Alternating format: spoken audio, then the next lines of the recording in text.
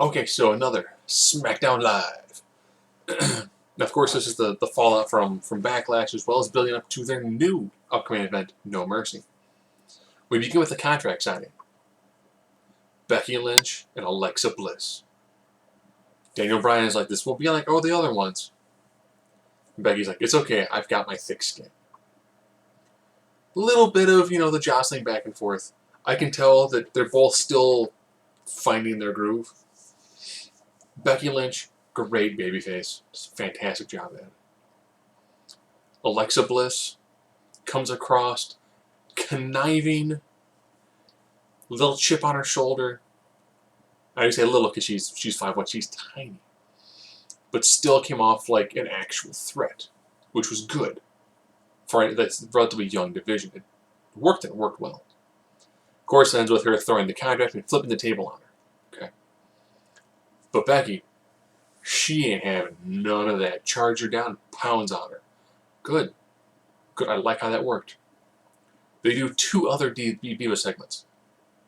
Talking to Naomi in the back, where she describes, like, here's what the glow is about. Okay, that worked. Here's what her message is. Great. Talk about how she doesn't like Natalya, because Natalya's been corrupted. That's okay. She's going to show her the glow. Cool. Nikki Bella talk about how she's different now. She's a different Nikki Bella. This is a rebooted Nikki Bella. And the Carmella's the bootleg. They get a tag match, which ends... piece of hair mouth. They have a tag match, which ends really quickly because Carmella pulls out Nikki, who is in the sharpshooter, to pound on Nikki on the outside, making the match end by DQ, which then has Naomi and Natalya kind of, rumble a bit. You know what? The two segments worked well. It continued the storyline with Nikki and Carmella. It continued the storyline... well, she started the storyline with Naomi and Natalya.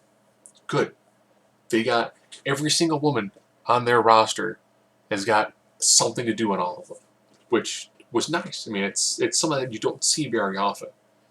But they did 3 segments, 6 women, 3 series of matches. Good. Good. Worked well.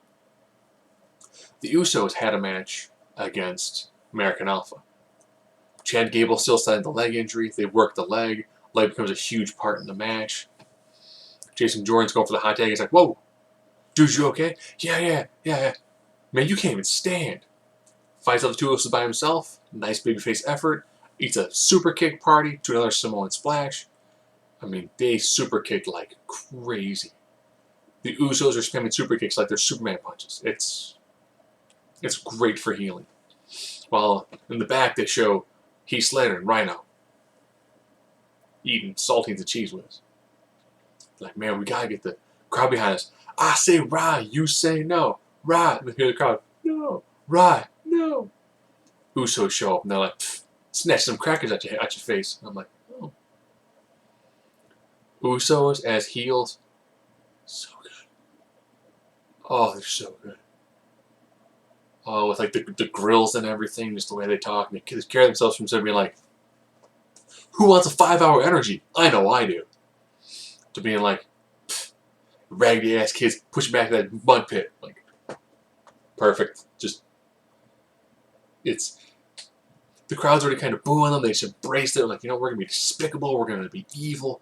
You're not going to be able to boo us. I'm like, oh, it's cool to cheer the Usos. No, it's not. So good. And you can see the exact same dialogue coming out of Roman Reigns, and it makes sense. It's borderline brilliant. So Usos will be taking on Team Rye Slater or Heath No and No Mercy. Great, we've got 3 matches lined up for No Mercy, all title matches. Good. Like that. Baron Corbin took on Apollo Crews. This match, crowd not that much into it. It was weird seeing Apollo get a lot of babyface fire and pound on Corbin. Take Corbin outside the ring, just whooping on Corbin. Insecure on the outside of the ring. It was some good, vicious, hard-hitting babyface fire. Liked it. And Jack Swagger on commentary. He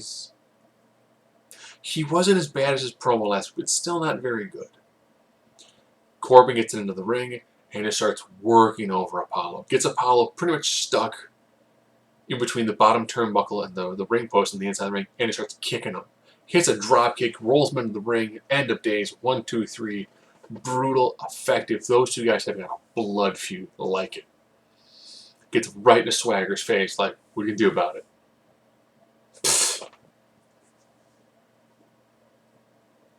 And you could tell if this had been NXT, who had been like, go back to Impact or CZW. He would have thrown out some sort of random wrestling tip, like, go back to IWA Mid-South. So, Cruz, Corbin, I like it because I think they're trying to give an edge to Apollo Crews. Like, he's not smiling. He was more aggressive. Like that. Like that. Don't just be like, hi, everyone. This is going to be a fun time together. I'm so glad to be here. Yay. I'm a babyface.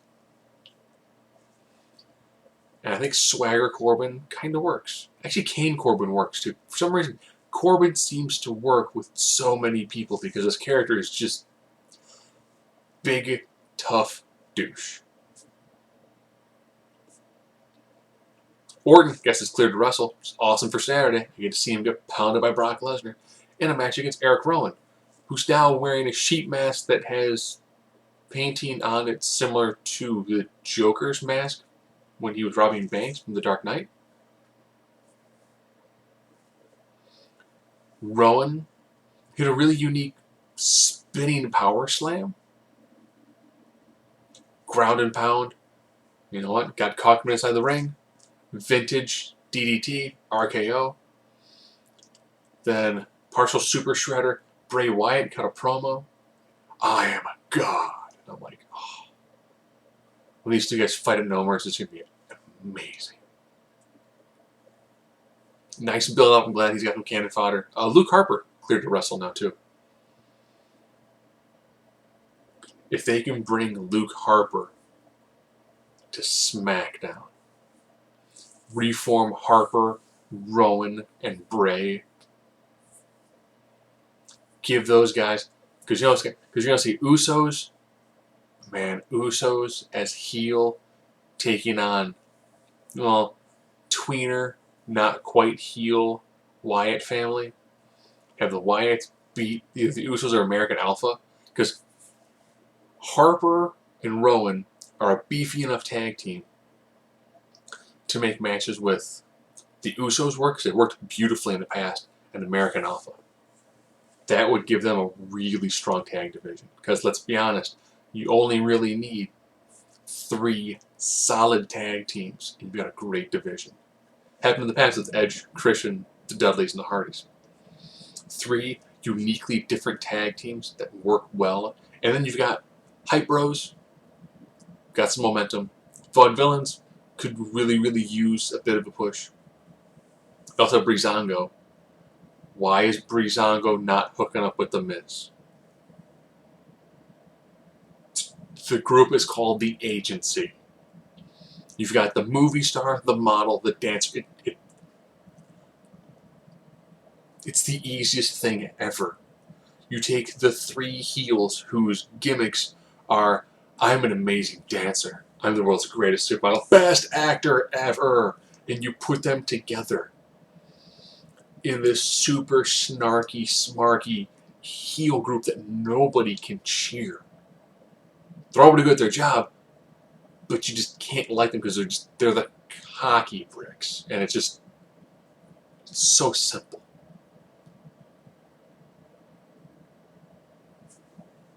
Speaking of The Miz, he had an epic match with Dolph Ziggler.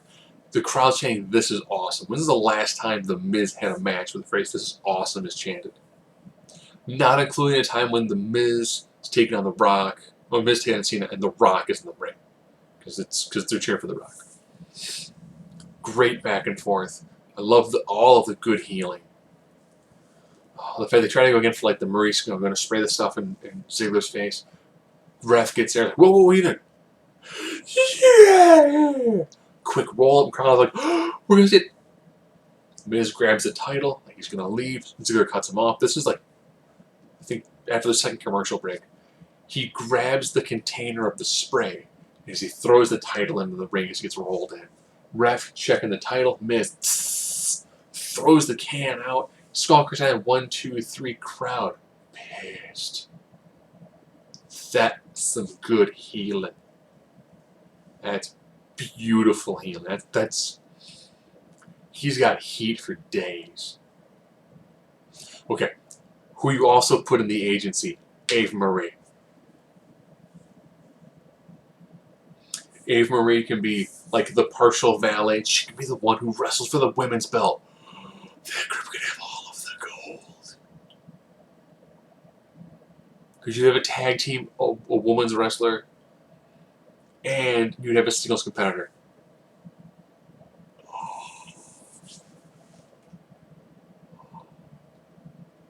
It could be so good. Speaking of so good, for the first time on SmackDown, John Cena Ambrose. And now they're showing the finish for Ambrose is like he's in the back. Pretty much covered in shadows. He's got the beard. He's angry, pissed, just full of belly fire. Ambrose. Matches shorter than what they gave time for Ziggler and Miz, but I think they want to hold back on that for the main event. Ethan AA kicks out. He's the only person to kick out of an AA on regular television. Twice. He did it once in the U.S. Open as well. Cena goes for another one. Roll through, roll up, 1, 2, 3. The two guys who fight in blue jeans. Ambrose goes over Cena. Cena's like, what? This is 3? I lost? And then attack by AJ Styles. Styles lays out Cena. Lays out Ambrose. Styles is like, I did it. I am the man. Daniel Bryan. You have a one-on-one match for the title against Dean Ambrose. What? Turns around. Dirty deeds. Like it. SmackDown, super in the groove, making it work.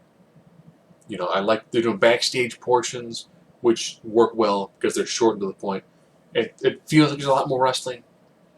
I know from KHI there's actually less wrestling from a percentage standpoint because they have to do other segments too, but everything feels purposeful.